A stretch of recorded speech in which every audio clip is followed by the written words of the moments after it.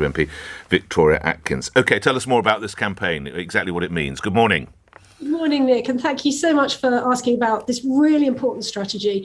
It's a radical strategy, really to tackle those crimes that disproportionately affect women and girls. We've already passed the landmark Domestic Abuse Act, which will protect people at home, and this is about other behaviours, other crimes that really affect women and girls. And we've looked across government to make sure that we've got action on the transport network, for example, public transport. We know that can be an issue with people behaving criminally against women on trains and buses, but we're also wanting to ensure that people understand that they don't have to put up with these behaviours. Through the national campaign, as you've said, we're appointing a national policing lead to drive change across the country in terms of the policing of these offences, and we're also setting up a What Works fund to ensure that there's a detailed research into what will stop perpetrators, because we want to get the message out that this sort of behaviour is simply not acceptable. Indeed, it can be criminal, and that women and girls should not have to put up with this when they're walking around our streets or enjoying their lives. You won't be surprised that for some newspapers the headline is whether wolf whistling or cat calling is to be made a crime. What is the truth in that, Minister? We're listening very closely to views on street harassment. We know from the public survey that we ran this year, we ran the first ever public survey on violence against women and girls in order to shape our government strategy. And street harassment was a very, very common theme. Yes, my question was, will catcalling and wolf whistling be made a crime? It's a really, really complicated policy area. We know that there are some behaviours that are already criminal offences and people don't know about it. That's why we're running the comms campaign. But in terms of the range of behaviours that can be covered by that term, we do have to have a debate about where we think the line should be drawn in terms of criminalisation. So that's why we're not rushing into legislating. We are very much looking at what we can do to better empower women and girls to report existing offences, improve police response.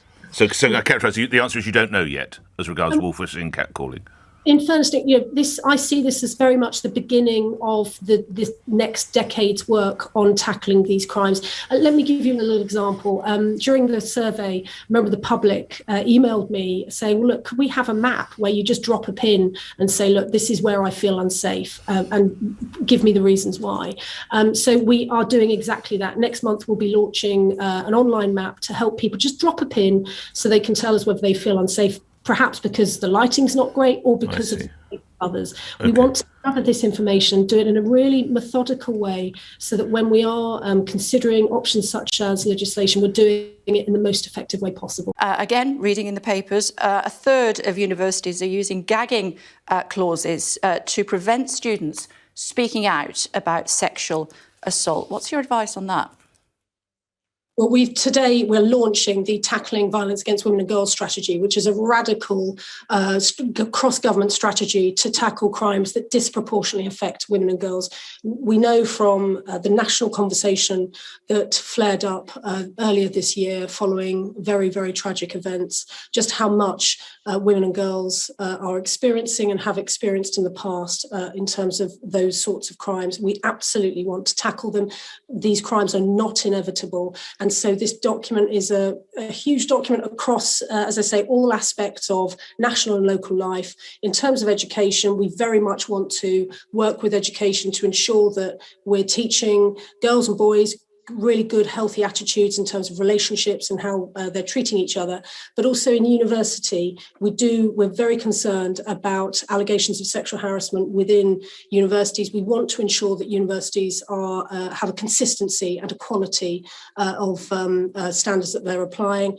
And we are looking very carefully at this use of NDAs in some universities because we are concerned about how they could be used to cover up very, very harmful practices within universities. Should we really be paying the French 54 million quid to do their jobs properly? Well, good morning, Kate. And I think the pictures you've just seen are pictures that people across the country are getting increasingly frustrated about. And so we are acting both at home, but also importantly, internationally, to try to tackle this.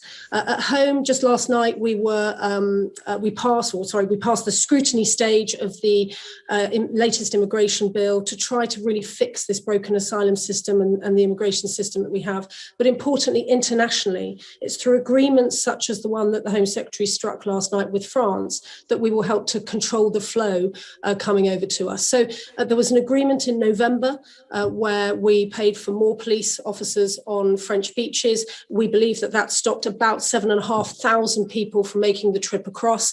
And so this deal last night will ensure, with the doubling of police officers on the beach, as well as real improvements in surveillance technology and other matters, we really do believe that this will be part of our solution to this very, very serious problem.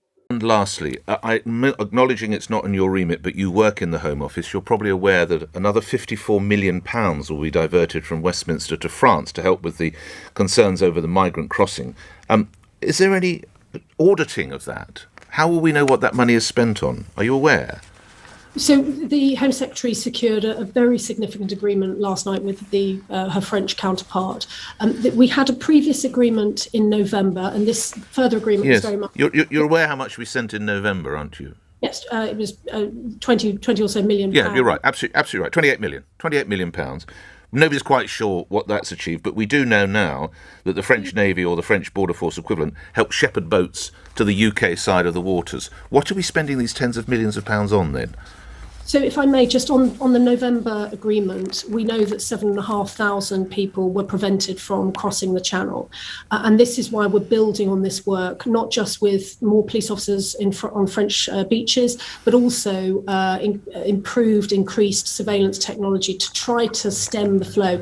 And of course, this is what we're doing internationally. We are also working domestically to shape up our immigration system. So only last night, we passed the most recent stage in the Nationality and Borders Bill to really fix some of the problems that are in the immigration system. So ensuring that people who arrive here legally through safe routes we are looking after, but the people who arrive here illegally, who are perhaps being trafficked across by people smuggling gangs, that is dealt with. And the message to people who are thinking, well, we can travel across France, travel across the EU, get to France and get into a boat. The message loud and clear from the government is no, you must not do this. This is, if you're in a safe country, if you want to claim asylum, if you're in a safe country, you should claim asylum there. And so it's a huge international effort. Of course, we know across the world, all developed economies are facing these pressures in terms of population movement, but we're working both internationally and domestically to stop this. Great. Okay, is it the humanitarian thing to do to threaten people who are risking their lives to try to have a better life in the UK with 4 years in jail? Well, is it the humanitarian thing to do to allow people smugglers, criminal gangs, to exploit people, to bring them over in boats that are simply not seaworthy? I mean, I've seen for myself some of the dinghies that they're bringing many people over across the channel, one of the busiest shipping route in the world, and the huge risk to life that presents. So we're trying, as I say, to ensure that we have an immigration system that is firm but fair, that we are opening up safe routes for people to come legally through, but also cracking down on these criminal gangs that are exploiting people's wishes to come to this country. Yeah, as you say, they're getting on these flimsy dinghies because they're prepared to risk their lives because they want to move from the countries where their lives are at risk, let alone the busiest shipping lane in the world and all of the challenges that causes. And we're now saying, if you manage to do all of that, we're still going to put you in jail for up to 4 years. Well, the important thing, and I don't accept the proposition of your question, but just taking a step back, if someone is seeking asylum and they have come from a country, a conflict-ridden country, then by definition, to get on that small boat, they will have passed through at least one safe country, France, Germany, and so on. We've only to see the movement patterns across the EU towards the French beaches and then the boats coming across, to see that people don't seem to be taking up the opportunity to claim asylum and seek safety in other EU countries in the EU that are perfectly safe. So that's the message we've really got to land with people, that if you're landing in the EU, it's a safe set of countries, of course it is. Please, that is where you should be seeking asylum. OK, so don't come to the UK at all. Well, we will have open and safe routes for people to come legally. So we have a proud record of welcoming refugees from some of the most conflicted areas of the world. We have welcomed tens of thousands of people over recent years. We have programmes to help unaccompanied asylum-seeking children as well. We take that very seriously. But our message must be, please, you cannot come to this country illegally. Because apart from anything else, it's not fair on the people who are trying to enter this country legally, who are playing by the rules, and we welcome them with open arms. Let me ask you about the Test and Trace app, which you will know quite a lot about. Is it really fit for purpose? It looks as though people, according to the latest YouGov poll, 20% of people have just switched it off, and another third have deleted it altogether. We don't have those figures within the system itself. We know, in fact, that people, hundreds of thousands of people have joined it recently. And I think in terms of the app itself, look, I know it's frustrating when people have been pinged and they have to self-isolate if they've been in contact with someone who has COVID. And I really do understand the pressures that this is placing on people and on businesses. But we're now in this new stage of our solutions for the pandemic, and the Test and Trace app is one of the key tools that we have. Isolation is one of the key tools we have to try to slow the spread of this virus. Look, we've got the vaccine, that has been an absolute game changer. Can you give us the definitive line on what you should do if you are pinged by the NH app? And indeed, do you have the app on at the moment, Minister? Please, you must self-isolate, because we know that people who have been in close contact with someone else who has COVID are up to 5 times more likely to develop COVID themselves. We know it's frustrating, genuinely. Talk to me about apparently a new slogan that the government is launching called Keep Life Moving, a new government slogan to deal with COVID-19 and its aftermath. What does that actually mean? Kate, you'll have to forgive me. I'm not a health minister, so I haven't heard that phrase before. You've just used it now. But what I do know is that we're all really focused on trying to ensure that in this stage of the pandemic, as we're easing the restrictions, that we're doing so in a way that is safe and secure. Why doesn't the government give us a list of key workers like you did last March, people that could still go to work when there was a lockdown, the first lockdown in the United Kingdom? Why don't we have a list of critical workers? So that is being worked on at the moment, I understand. We made an announcement on Monday about certain people who work for the NHS and in the care sector, but a list of such workers is being worked on, because again, we have been listening. We do understand the implications that this is having for certain. Yeah, you're saying being worked on, but, we know that 1.7 million people, it's reported, have been pinged and are self-isolating. When you say being worked on, it's not that difficult, given that you've already had a list that you were working with last March. Why don't you just say, let's put that back into place again so, bin men can be exempt, nursery and teaching staff, social workers, the justice system, religious staff, journalists. Why not? Well, but in the professions that you've just listed there, you can see how suddenly the numbers are expanding. And so it's a different exercise from the exercise of last year in terms of key workers who can return to their place of work.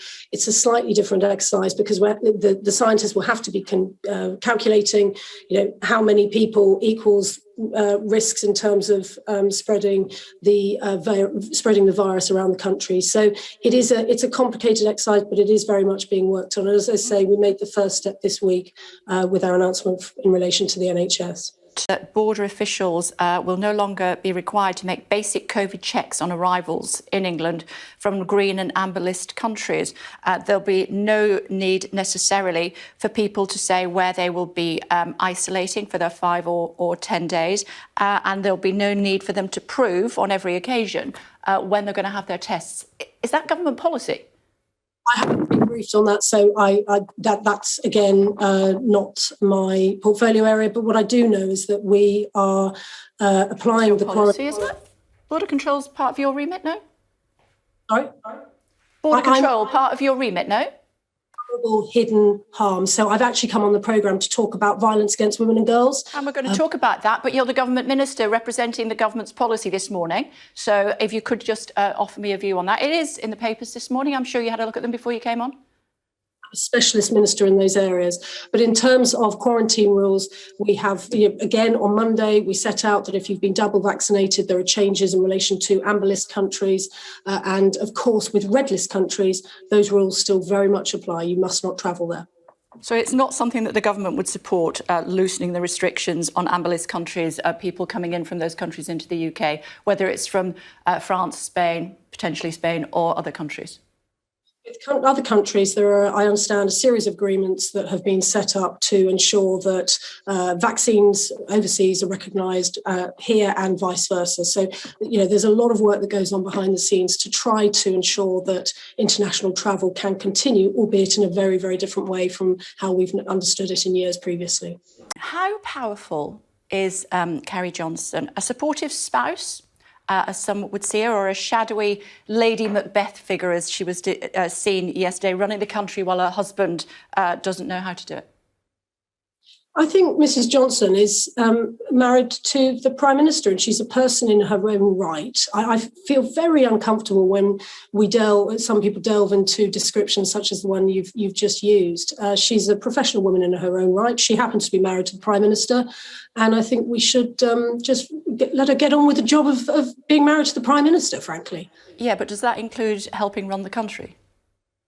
No, I mean, Number 10 have been clear that some of the allegations that were made in last night's interview, that political appointments, for example, are a matter solely for the Prime Minister. But I don't know Carrie, but I know dear friends who are friends with her, and I know that she is a supportive wife, as frankly every other spouse of a Prime Minister has been. I wonder if Mr. May got asked these questions. That was the question I was about to put to you, and the fact that, do we treat spouses that are women different to spouses that are men? Well, I having had the real privilege of not one but two female prime ministers, we're the only party that has enabled that to happen.